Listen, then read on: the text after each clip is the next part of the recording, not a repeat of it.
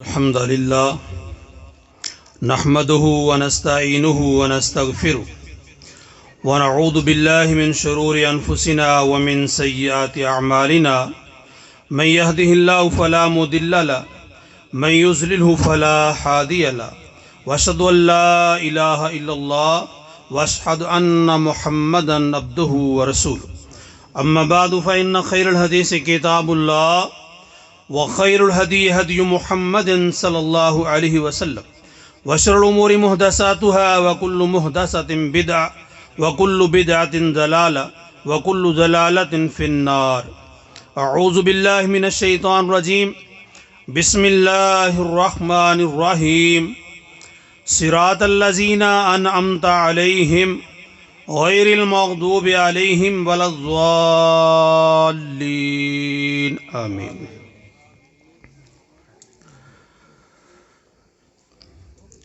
ہر سمت مچلتی کرنوں نے افسون شب غم توڑ دیا. ہر سمت مچلتی کرنوں نے افسون شب غم توڑ دیا.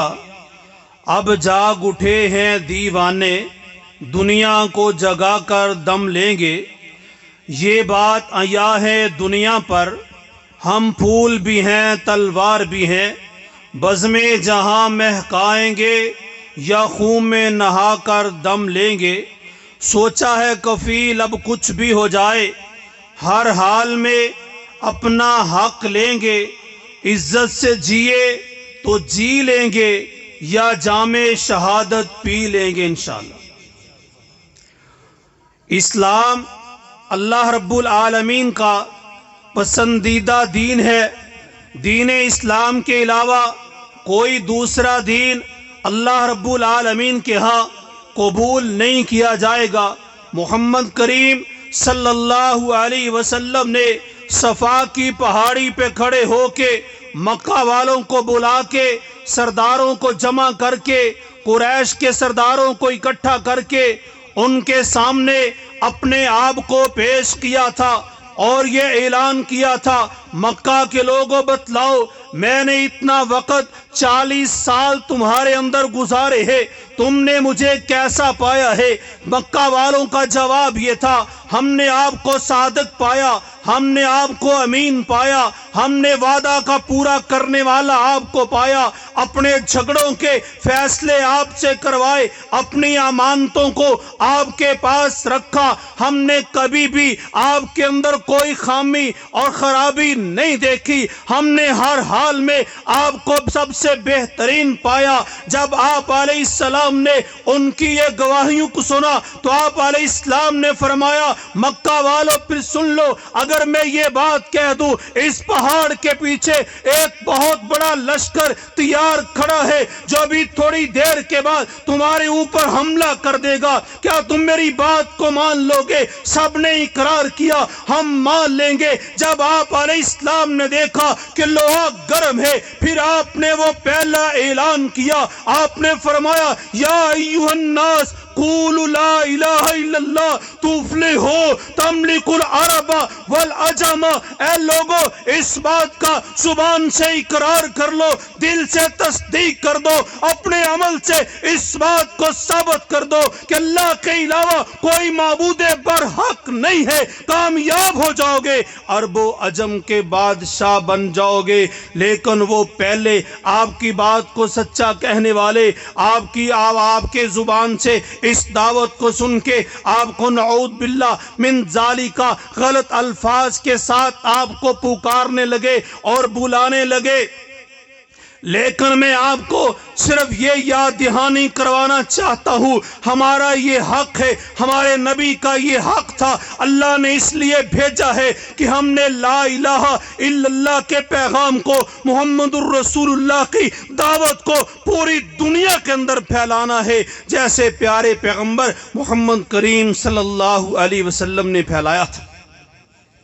صفا کی پہاڑی سے چلنے والی یہ دعوت مکہ والوں کے سامنے پیش کی جانے والے یہ دعوت آپ نے ان کے خداؤں کو للکارا آپ نے ان کے بتوں کو للکارا آپ نے ان کی خواہشات پہ ضرب لگائی، آپ نے ان کے دلوں کے اندر جو خواہشات تھی، جن کے اوپر ان کا بسیرا تھا، ان کے اوپر ضرب لگائی، ان کو ایک رب کی طرف بلایا۔ اور مکہ والے اس بات کو جانتے تھے کہ اگر ہم نے اس کلمہ کو پڑھ لیا، اس دعوت کو قبول کر لیا، تو پھر ہماری اپنی مرضی وہ ختم ہو جائے گی، ہمارا اپنا معاملہ وہ ختم ہو جائے گا، پھر ہم سب کو ایک رب رحمان کے آگے جھکنا پڑے گا، پھر ہم کو اپنا رہبر،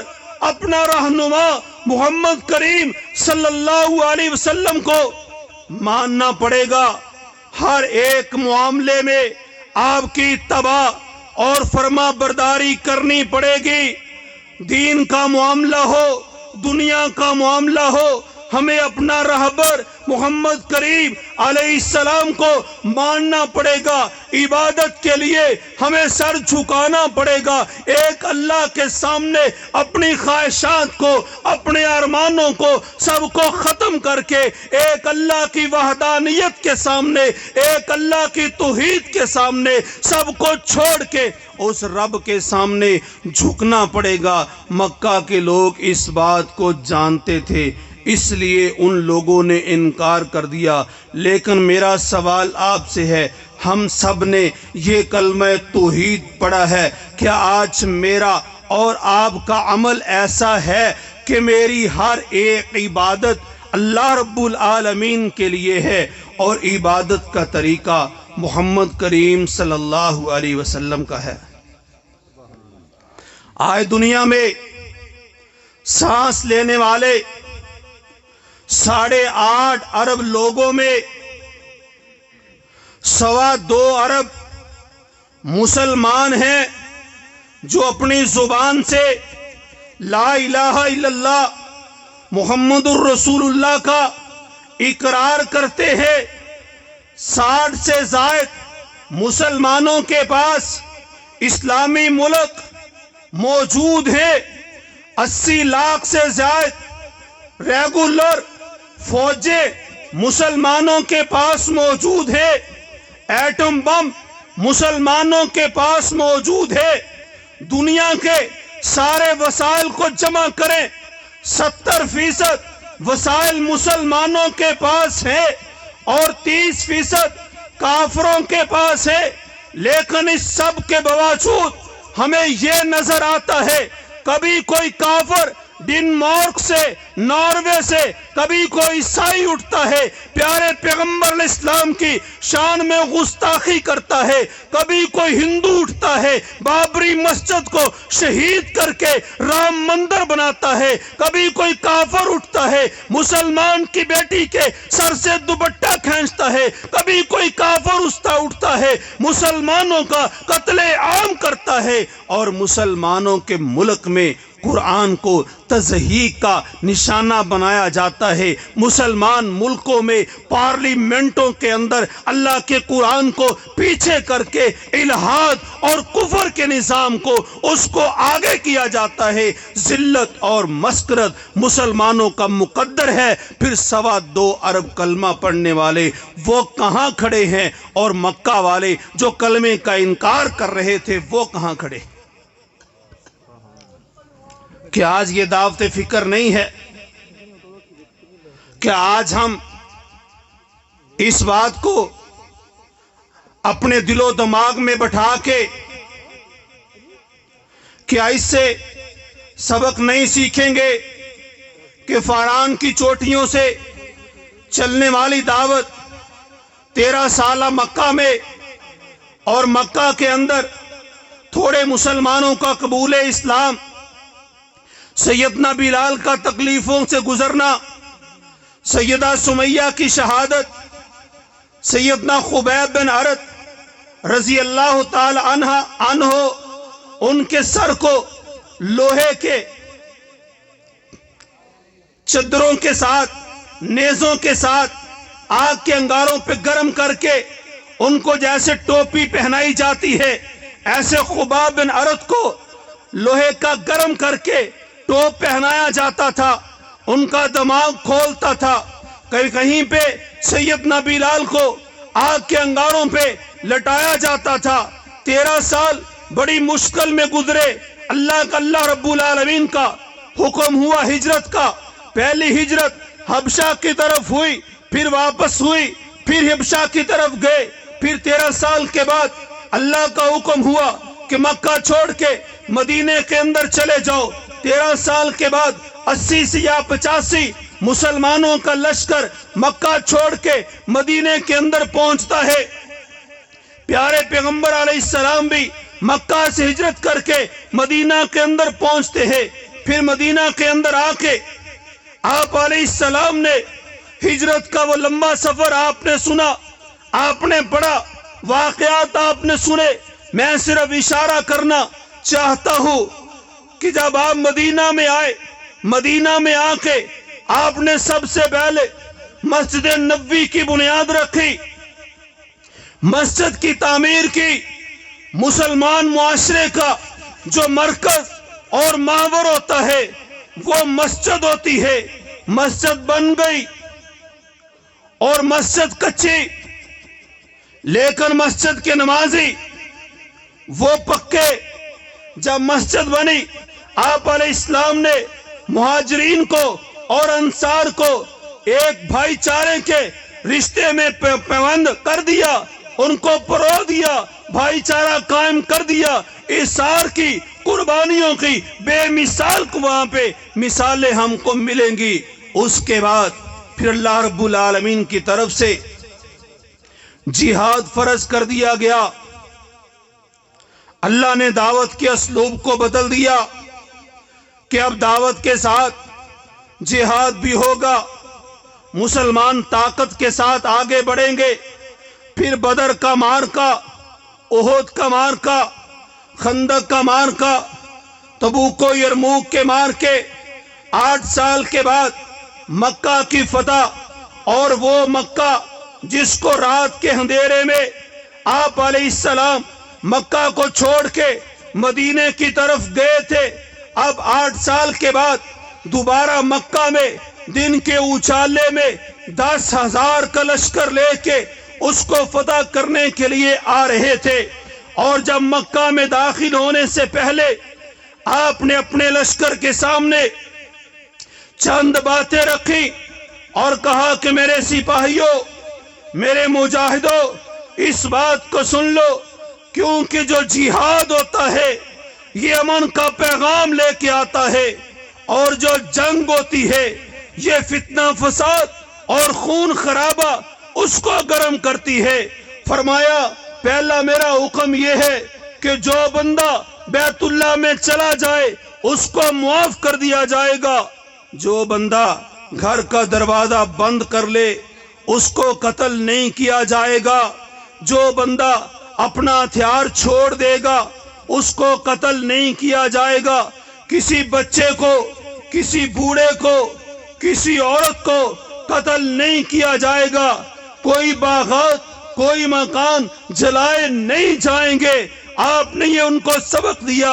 اور پھر جو اس وقت مکہ کا بڑا سردار تھا جس کا نام ابو سفیان رضی اللہ تعالیٰ عنہ، جو بعد میں مسلمان ہو گئے، آپ نے یہ اعلان کر کے اس کو بھی شرف بخش دیا، کہا کہ جو ابو سفیان کے گھر میں داخل ہو جائے گا اس کو بھی معاف کر دیا جائے گا۔ یوں آپ نے اپنے آپ کو سیاسی انداز سے بھی متعارف کرایا، مجاہد نبی بن کے بھی آپ نے متعارف کرایا، علم کا امن کا علمبردار بن کے بھی آپ نے متعارف کرایا، اور دنیا کے کیسر اور کسرا جن کی ظلم و ستم کی بڑی داستانیں تھی، آپ نے ان جنگوں کا نقشہ بدل کے جہاد کو امن کا درس دینے والا یہ بھی دنیا والوں کے سامنے ثابت کیا۔ پھر مکہ فتح ہو گیا، جہاد آگے بڑھا، اور پھر معرکوں پہ معرکے ہوتے چلے گئے، فوجوں کی فوجیں اسلام میں داخل ہوتی چلی گئی، اور کبھی کل کو اکیلا نبی تھا، لیکن آج جب خطبہ حجۃ الوداع ارشاد فرما رہے تھے، آپ کی آنکھوں کے سامنے 1,44,000 یا کم و بیش صحابہ کا جمع غفیر تھا۔ آپ نے ان سے پوچھا، کیا میں نے تم تک تمہارا پیغام جو آسمان کی طرف سے رب نے مجھے دے دیا، کیا میں نے اللہ کا قرآن جو ہے، اللہ کا پیغام جو ہے، جو دعوت میرے ذمے تھی، وہ سب میں نے تم تک پہنچا دی؟ سب نے فرمایا اکٹھی زبان ہو کر کے آپ نے صرف پہنچایا نہیں بلکہ پہنچانے کا حق ادا فرما دیا۔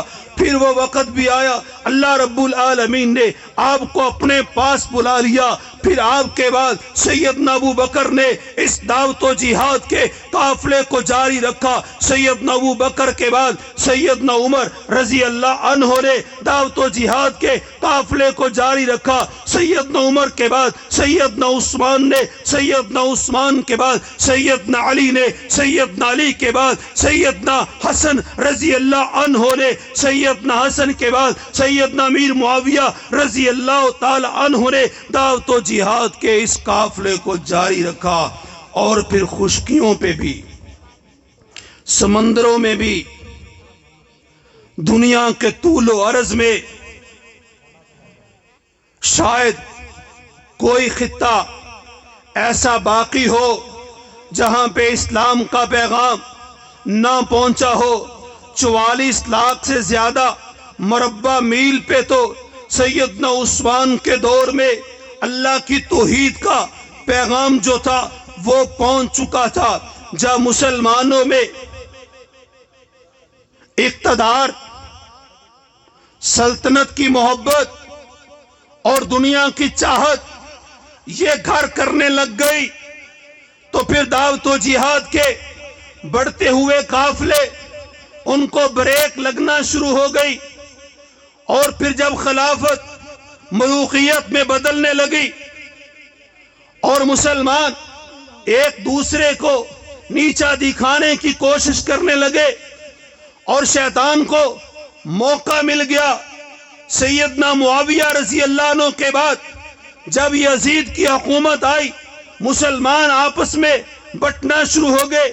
یزید کے بعد عبداللہ ابن زبیر رضی اللہ عنہ ایک سائیڈ میں اور پھر یزید ایک سائیڈ میں، اور اس طرح پھر یہ آپس میں پھر معاملہ اکٹھا ہوا اور پھر بنو امیہ کا شاندار دور چلا۔ پھر محمد ابن قاسم سندھ کے اندر آیا، موسیٰ ابن نصیر جو تھا اس کا جرنیل قتیبہ ابن مسلم جو تھا وہ چین کے اندر پہنچا، اور اسی طرح طارق بن زیاد جو تھا وہ اندلس کے ساحلوں کو رونتا ہوا جو اندلس کے اندر پہنچا۔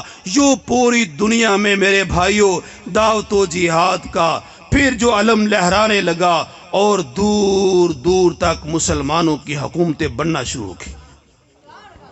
لیکن پھر وہ وقت آیا جب نبی کریم علیہ السلام کا وہ فرمان صادق آیا کہ ایک وقت آئے گا مسلمان تعداد میں زیادہ ہوں گے لیکن کافر ان پہ ایسے جھپٹے گا جیسے بھوکا کھانا کھانے کے لیے دسترخوان پہ جھپٹتا ہے۔ صحابہ کا سوال تھا، سیدنا صوبان حدیث کو بیان کرتے ہیں، پوچھا مسلمانوں کی تعداد تھوڑی ہوگی؟ فرمایا تعداد تھوڑی نہیں ہوگی لیکن حالت یہ ہوگی جیسے سمندر کی جھاگ ہوتی ہے، جیسے اس کی کوئی وقت نہیں ہوتی، مسلمانوں کی بھی کوئی وقت نہیں ہوگی۔ پوچھا وجہ اور سبب کیا ہوگا؟ کہا وہن کی بیماری آ جائے گی۔ پوچھا وہن کس بیماری کا نام ہے؟ کہا حب الدنیا و کراہیت الموت، جب دنیا سے محبت مسلمان کریں گے اور موت سے نفرت کریں گے تو یہ مسلمانوں کا حال ہوگا۔ آج ہمیں یہی لگتا ہے کہ آج اتنی زیادہ مسلمانوں کی آبادی اور حالت یہی ہے کہ ہمارے دل میں جو دنیا کی محبت گھر کر چکی ہے اور مرنے کو ہم کا جی نہیں چاہتا، مرنے کو ہمارا دل نہیں کرتا۔ دنیا کے مفاد، دنیا سے پیار، اقتدار کا ہوس، لالچ، ایک دوسرے کے لیے اثار اور قربانی، اس کا جذبہ مفقود، ایک دوسرے کا خیال، ایک دوسرے کا احساس، جو درس اللہ نے قرآن میں دیا وَيُؤْثِرُونَ عَلَىٰ أَنفُسِهِمْ وَلَوْ كَانَ بِهِمْ خَصَاصَةٌ والا پیغام وہ ہم سے نکل گیا۔ اللہ نے تو فرمایا وَمَن يُوقَ شُحَّ نَفْسِهِ فَأُولَٰئِكَ هُمُ الْمُفْلِحُونَ، جو اپنے نفس کی تنگی سے، اپنے دل کی تنگی سے بچا لیا گیا، جو بخل سے بچا لیا گیا، وہ فرمایا کامیاب ہو گیا۔ لیکن آج بخل، آج ہرس، آج کنجوسی اور ایک دوسرے کی ٹانگیں کھینچنے والا معاملہ ہمارا مسلمانوں میں اس قدر عام ہو چکا ہے کہ آج ہم کافروں کے ان کی سازشوں کا شکار ہو گئے۔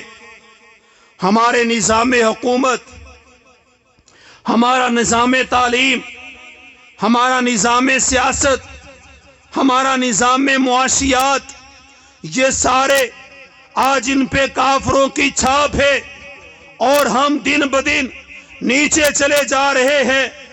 لیکن آؤ آج میں آپ سب بھائیوں کو اپنے بزرگ علماء کی موجودگی میں پاکستان مرکزی مسلم لیگ، جو اس وقت جماعت کا نیا نام ہے، جس کے سرپرست اعلیٰ پروفیسر حافظ محمد سعید حافظ اللہ تعالی ہے، اللہ ان کی زندگی میں برکتیں پر پیدا فرمائے، اللہ ان کی صحت میں برکات عطا فرمائے، اور اللہ رب العالمین ان کے روحانی فرزندوں کو دیانت سے، امانت کے ساتھ وفا کرنے کی توفیق عطا فرمائے، اور جو اس کارواں کے اندر شامل تھے، کارواں کو لیڈ کر رہے تھے، کارواں کی رہنمائی کر رہے تھے، جو بزرگ اس دنیا سے جا چکے ہیں، حافظ عبدالسلام بن محمد مرحوم رحم اللہ،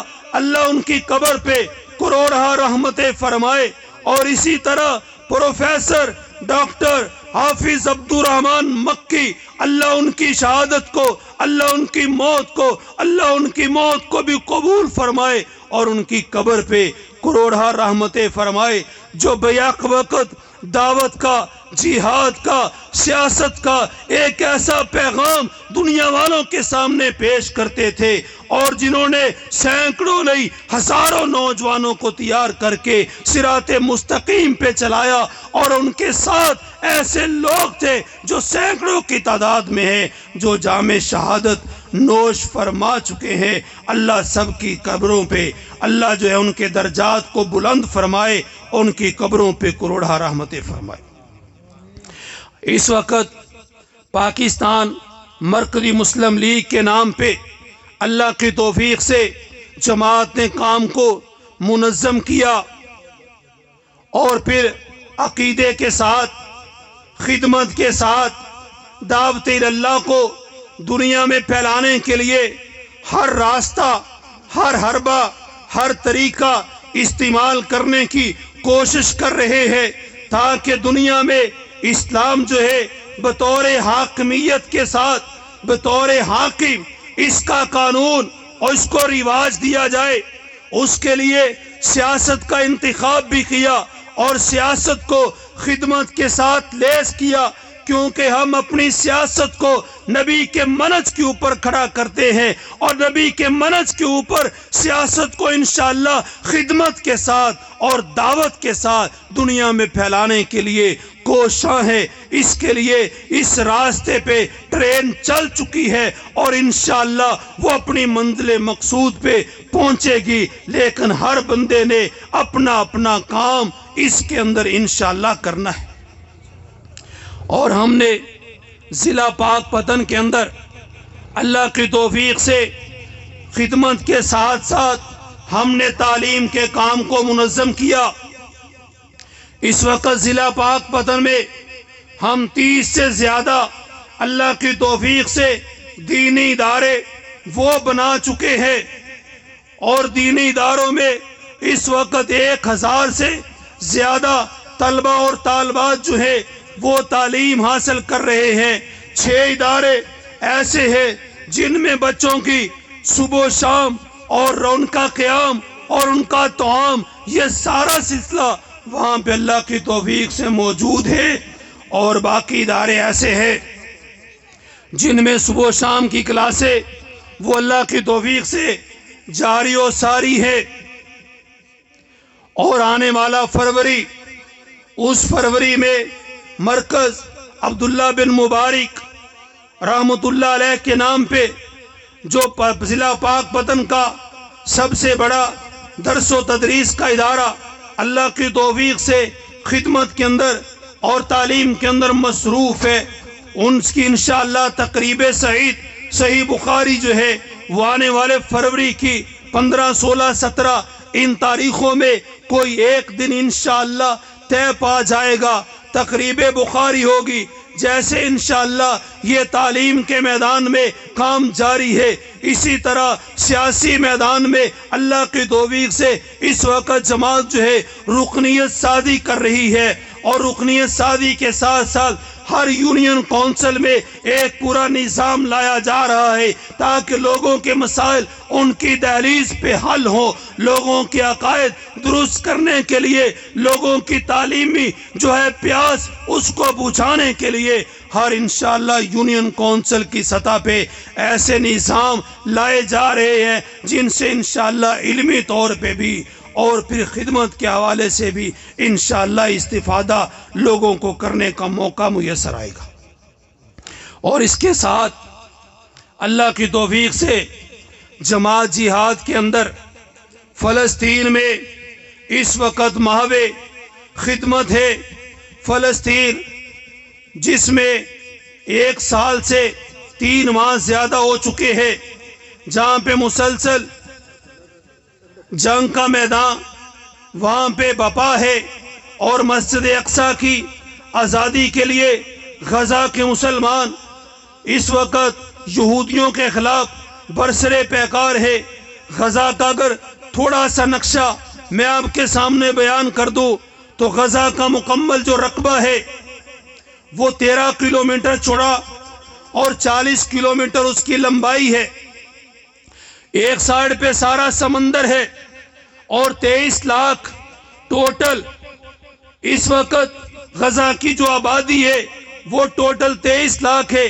ہمارا جو ضلع پاک پتن ہے اس کی آبادی 22.5 لاکھ ہے، اور یہ موازنہ کرے وہ گنجان آباد علاقہ، اس میں اتنے لوگ، اور جن میں اب تک یہودیوں کی بمباری سے، یہودیوں کے ظلم سے مسلمان 1 لاکھ کے قریب شہادتیں پیش کر چکے ہیں، 1.5 لاکھ سے زیادہ مسلمان زخمی ہیں، اور باقی جو لوگ ہیں وہ کھلے آسمان تلے خیموں کے اندر اور جو ہے سڑکوں کے اوپر اپنی عمارتوں سے، بلڈنگوں سے باہر زندگی گزارنے پہ مجبور ہے، کیونکہ کوئی وہاں پہ بلڈنگ سلامت نہیں ہے۔ یہ ساری کیفیت اس وقت میرے بھائیوں غزہ کے اندر ہے۔ اور اللہ کی توفیق سے آخری بات میں آپ کے سامنے کیے دیتا ہوں کہ اللہ کی توفیق سے جماعت وہاں پہ غزہ کے مسلمانوں کی خدمت کے اندر، اور ان کی بے لوث، ان کے لیے پانی، ان کے لیے سردی کا اہتمام، ان کے لیے وسائل، ان کے لیے شیلٹر وہ بھی مہیا کر رہی ہے۔ اور آپ سب بھائیوں کو بھی یہ دعوت دینا چاہتا ہوں کہ بھائیوں، دعوت کے ساتھ، جہاد کے ساتھ، خدمت کے ساتھ آپ جماعت کا حصہ بنے۔ انشاءاللہ اس انداز سے پوری دنیا میں اسلام کا غلبہ ممکن ہوگا۔ اللہ ہم سب کو توفیق عطا فرمائے۔ اللہ ہم سب کا یہاں آنا، سردی میں بیٹھنا، سننا اور سنانا قبول فرمائے۔ وما علینا الا البلاغ المبین۔